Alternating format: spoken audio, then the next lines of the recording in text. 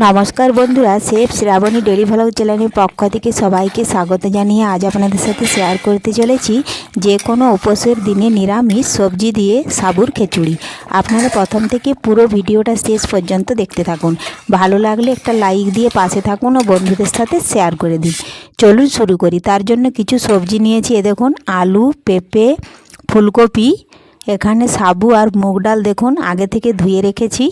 किछुटा साबु आमि भिजिएछि और एखाने किछु कपि शाक निয়েছি।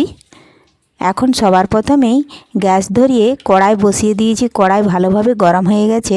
কড়াইয়ের মধ্যে কিছুটা পরিমাণে দিলাম সরষের তেল। আমি এখানে সরষের তেল দিচ্ছি, আপনারা পারলে সাদা তেলও দিতে পারেন। তেল ভালোভাবে গরম হয়ে গেছে।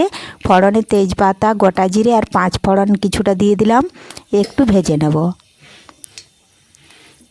যদি কোনো বন্ধু আমার চ্যানেলে নতুন হয়ে থাকেন চ্যানেলটি সাবস্ক্রাইব করে বেল আইকন হলে সেট করে দিন সবার প্রথমেই আমার রেসিপি পেতে। তো দেখুন ফোড়ন ভাজা হয়ে গেছে। আমি প্রথমে সবজিগুলো দিয়ে দিচ্ছি। আমি এখানে এই সবজি দিয়েছি, এর থেকেও আপনারা আরও বেশি কিছু সবজি দিতে পারেন, যেমন ক্যাপসিকাম, গাজর। আমার বাড়িতে বা হাতে থাকা যে কি সবজি ছিল সেগুলোই আমি দিয়েছি। এখন দেব আমি স্বাদ মতো লবণ, পরিমাণ মতো হলুদ গুঁড়ো,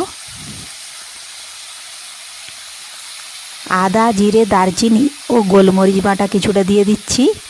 দিয়ে ভালোভাবে সবজিগুলো একটু মিশিয়ে নিচ্ছি।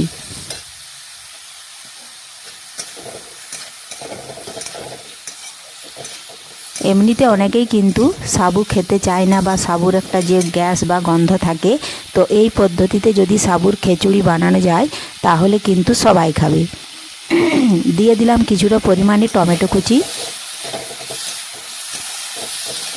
টমেটো দিয়ে ভালোভাবে নাড়াচাড়া করে সমস্ত কিছু সবজি একসাথে কিছুক্ষণ আমি ভেজে নিচ্ছি। ভাজা হয়ে গেলেই সামান্য পরিমাণে মশলার বাটিটা ধুয়ে একটু সামান্য জল দিয়ে দেব। তার আগে দিয়ে দিচ্ছি একটু লঙ্কার গুঁড়ো।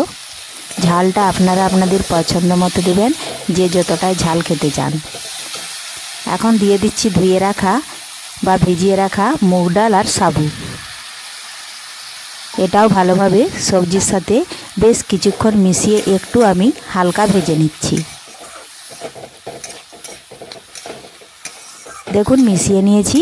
এখন আমি একটা থালা চাপা দিয়ে 2 মিনিট রেখে দেব। 2 মিনিট রেখে দেওয়ার ফলে মশলা থেকে কাঁচা গন্ধ চলে যাবে। দেখুন তুলে নিয়েছি 2 মিনিট পর। এই দেখুন জল কিন্তু শুকিয়ে এসছে। এই পাশটা কিন্তু একটু লেগে লেগে গেছে।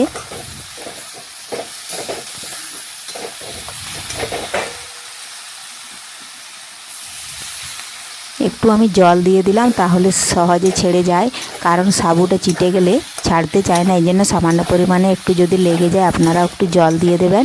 তো ভালোভাবে একটু নাড়াচাড়া করে এখন আমি পরিমাণ মতো জল দেব। তাতে কিন্তু সবজি, আলু, সাবু যেটুকু সেদ্ধ হতে বাকি আছে সেটাও ভালোভাবে সেদ্ধ হয়ে যাবে। খুব বেশি জল দেওয়ার দরকার নেই, কারণ সাবু ভিজিয়ে রেখেছিলাম আর মুগ ডাল। দেখুন আমি 1 গ্লাস জল দিয়েছি। একটু ভালোভাবে ছাড়িয়ে নিচ্ছি, কড়ার নিচে লেগে গেছিলো। এখন আমি ওপর থেকে দেখুন জল ফুটে গেছে, দিয়ে দিচ্ছি কিছুটা কপি শাক কুচি। এই শাকটাও ভালোভাবে মিশিয়ে নিচ্ছি। বেশ কিছুক্ষণ হালকা আঁচে ফুটিয়ে নিলেই কিন্তু সমস্ত কিছু একসাথে সেদ্ধ হয়ে যাবে। তো দেখুন বন্ধুরা বেশ কিছুক্ষণ ফুটিয়ে নিয়েছিলাম, তৈরি হয়ে গেছে সাবুর খিচুড়ি। তো আজকের এই রেসিপি আপনাদের কেমন লেগেছে অবশ্যই কমেন্ট করতে ভুলবেন না। পুরো ভিডিওটা ভালো লাগলে লাইক, শেয়ার ও সাবস্ক্রাইব করে আমার পাশে থাকবেন। এই দেখুন আমি আবার একটু ফুটিয়ে নিচ্ছি। বেশি পাতলাও করা যাবে না। সবশেষে দিয়ে দিলাম 1 চামচ চিনি। একটু মিষ্টি মিষ্টি হলে খেতে কিন্তু ভালো লাগে। তো তৈরি হয়ে গেল খুব সহজেই নিরামিষভাবে সবজি দিয়ে সাবুর খিচুড়ি। ধন্যবাদ। ফিরে আসবো আবারও নতুন কোনো রেসিপি নিয়ে। আজকের মতো এখানেই শেষ করছি।